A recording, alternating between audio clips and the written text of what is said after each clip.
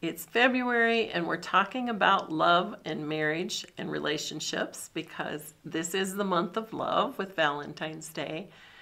And we're going to dig into probably a little sadder part of the relationship world, and that is divorce. And we just have to face the reality that divorce exists. The divorce rate across this country, the US, and then the world is pretty steep. So how do we deal with it as a family? Well, first of all, we do need to deal with it as a family, and we need to make healing a priority.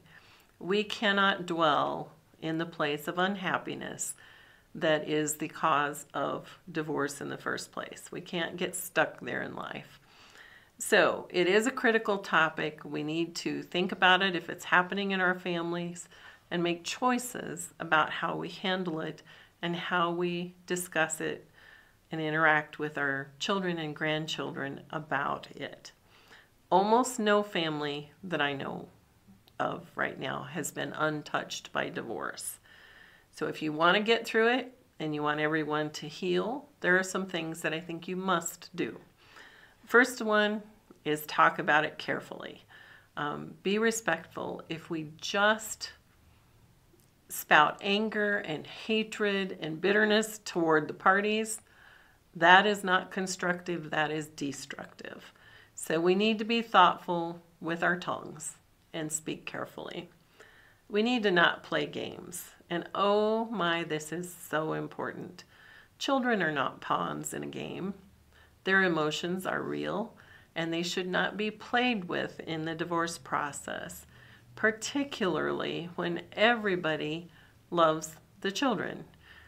It just is not right to put children in that position and to use them to hurt another adult.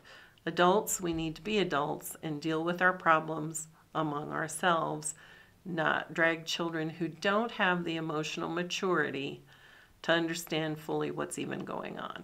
Okay, and they're going to be experiencing some hurt and confusion. We need to help them, not hurt them in the process. So, if you're not using them as pawns and playing games, what are you doing? You are biting your tongue once in a while. It has to happen. You can't just say whatever comes to mind when you're in the midst of divorce. I've been divorced. I know there's a lot of anger that comes into that. But as time passes, we heal from the anger if we allow ourselves to be healed. And so we all know that in the midst of anger, we can say really stupid things, and we can't always take them back. And when we're dealing with family and emotions and love relationships, don't make that mistake. Don't say things that you can't erase in the minds and hearts of the people that you love the most, those little ones, okay? Be decent, be nice. My goodness, in this day and age, we're having to tell people all the time to be nice. I took an online course this morning, and right off the bat, the teacher was saying, telling everybody if they had comments to make on the chat box, be nice, be nice. He must have said it at least 3 times. That's sad that we have to tell each other to be nice, but I'm here today telling you the same thing. Be nice in the divorce process. Be nice to the members of the other side of the family, those who are, you're kind of splitting from. In the grandparent case, there are grandparents involved from both sides of the family, maybe multiple sets of grandparents because of divorce earlier. And so everybody still holds those roles in the child's mind. And we want to be kind and respectful about that if there's not harm being done to the child. Now, if someone is abusing a child, some of these things may change a little bit. You may have to separate a child from someone in the family if they're abusive or causing physical, emotional, or sexual harm to a child. Then those definitely are cases when there's some different rules that apply. But this is not the time for emotional games, okay? This is a time for everybody to do what's in the best interest of the grandchild. Keep that in mind. Respect that grandchild's relationship with all the parties. It's not always necessary to point out the step relationship. And we know there are stepchildren, there are step-grandparents, there are step-parents, however you want to word it. Because of the mishmash of divorces and remarriages, we have very interesting family trees these days. Especially with children, they tend to just accept each other, especially if this happens when they're young. In their minds, their brothers are their brothers, their sisters are their sisters, and all the grandparents are everybody's grandparents. And so we need to be thoughtful in that process and not point out that they're steps all the time. That just divides relationships. And same thing as you work your way up with parents and grandparents, okay? Don't be afraid to seek professional counseling or ministerial guidance. There's no shame in asking for help if you're really hurting and don't understand how to go forward. Sometimes we all need somebody who is outside the relationship, who has a little more objective view of things and is not so emotionally engaged in the process. It is an incredibly emotional time. I don't know that I've ever had such strong emotions as during divorce, although even as I say that, I would say maybe losing our grandchild in September was probably worse. So I'll get a little emotional there. But these are some of the most emotional times that we go through in life.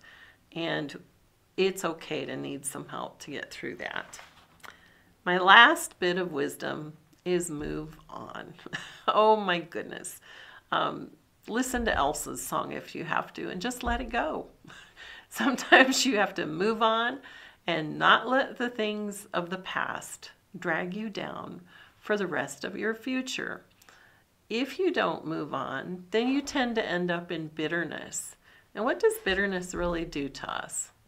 Anger and bitterness destroys our hearts and our souls.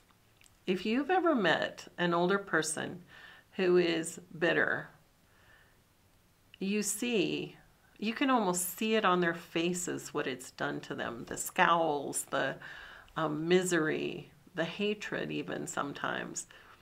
Don't let that be who you become.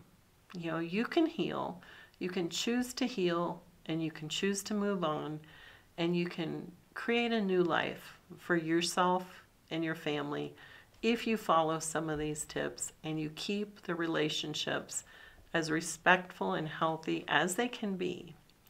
Now, having said that, I am going to say that one of the things I am absolutely proud of in my life is that when I divorced, we did not play these games. And we have been respectful of the other people in the lives, the step-parents that came in, the grandparents that have been added to the list. We've always tried to treat each other well. And what has been the result? You know what? There's a healthy group of grandchildren that don't know the difference, that anybody lives any differently than we all do, even though there are multiple divorces involved in the family tree.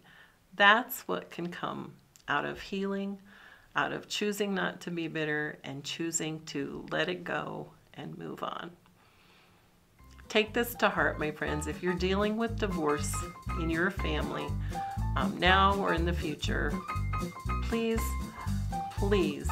try hard to get past the anger and move on into healing and the future. Be grand.